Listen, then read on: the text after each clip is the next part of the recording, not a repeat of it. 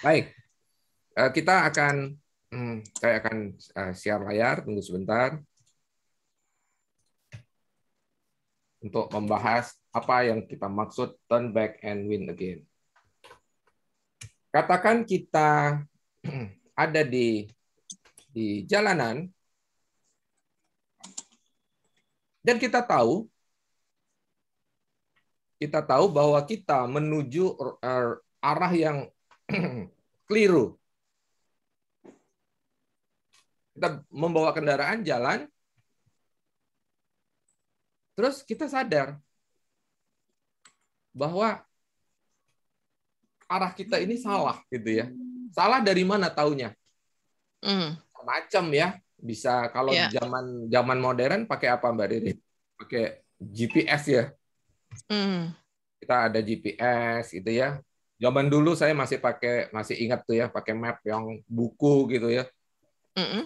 Kan di kanan kiri ini kan ada tanda-tanda Mbak Riri ya, ada gedung, ada apa gitu kan. Jadi kita tahu ya, kalau lihat map pun kita tahu, oh kita salah jalan. Bapak Ibu, kalau kita salah jalan, salah arah, ini salah nih sini. Dan kita sadar, masa iya kita bablas ya, masa iya kita lanjutkan, masa iya kita terus lurus saja, peduli amat. Tentu tidak ya. Inilah yang kita maksudkan, Anda punya keputusan untuk apa? Turn back, putar balik ya.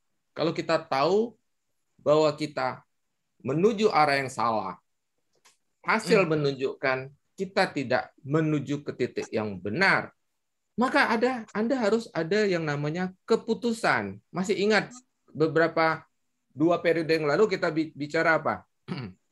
Decisiveness. Masih ingat ya? Iya. Ketegasan. Decisiveness adalah ketegasan mengambil keputusan secara cepat dan akurat. Cepat dan tepat, tegas. Salah, berhenti, putar balik. Putar arah, tujuannya apa? Sesuai tema kita hari ini. Win again. Ya. Kekalahan itu sementara ya. Kekalahan itu sementara, kegagalan itu sementara. Biasanya hanya karena kita tidak tahu caranya.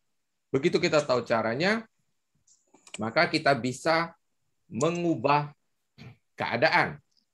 Jadi membutuhkan apa? Langkah pertama, decision ya.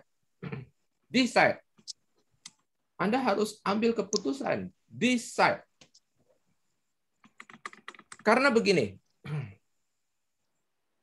hanya ada 2 kemungkinan. Dari poll kita tadi hanya ada 2 kemungkinan. Bisnis Anda masih tumbuh atau bisnis Anda tidak tumbuh. Kalau kita bicara tumbuh, selalu saya ingatkan. Ketika kita bicara tumbuh, saya ingatkan. Anda tumbuh berapa? Kenapa tadi saya ada tanya 1 digit atau 2 digit? Kalau Anda hanya tumbuh 1 digit, itu berarti di bawah 10%. 2 digit di atas 10%. Ya. Lalu, 1 digit di bawah 10%. Apakah ini cukup untuk menutup inflasi? Karena kita akan berhadapan dengan inflasi. Mengapa inflasi selalu dipantau? Karena itu adalah musuh terbesar dari pertumbuhan. Jika angka inflasi melampaui angka pertumbuhan Bapak Ibu, berarti sesungguhnya Anda tidak tumbuh. Tetapi kalau pertumbuhan Bapak Ibu masih di atas angka inflasi, maka Anda disebut masih tumbuh. Ya, sehingga menjadi penting angka pertumbuhan ini. Apakah di bawah 10%, apakah di atas 10%. Kemudian tadi ada yang tumbuh, ada yang tidak tumbuh. Ya. Di dalam situasi seperti sekarang, banyak nggak yang masih tumbuh? Barangkali tidak Banyak. banyak. Banyak atau tidak tadi, Mbak Riri? Kata saya sih banyak. Masih banyak. Baik.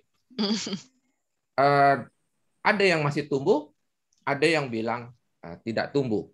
Ya, itu fakta. Tidak bisa kita ingkari bahwa Hindari.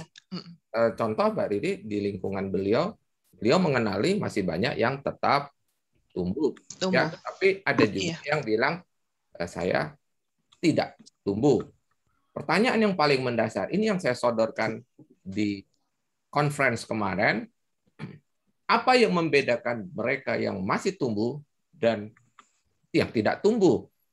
Saya tidak bisa mengarang tentunya ya, saya tidak bisa mengarang, tetapi saya lebih cenderung bicara dengan apa yang saya ketahui, apa yang saya alami bersama klien-klien saya. Ya. Silakan subscribe, like, and share jika Anda memandang materi ini bermanfaat. Sampai kita berjumpa lagi. Salam, grow and prosper.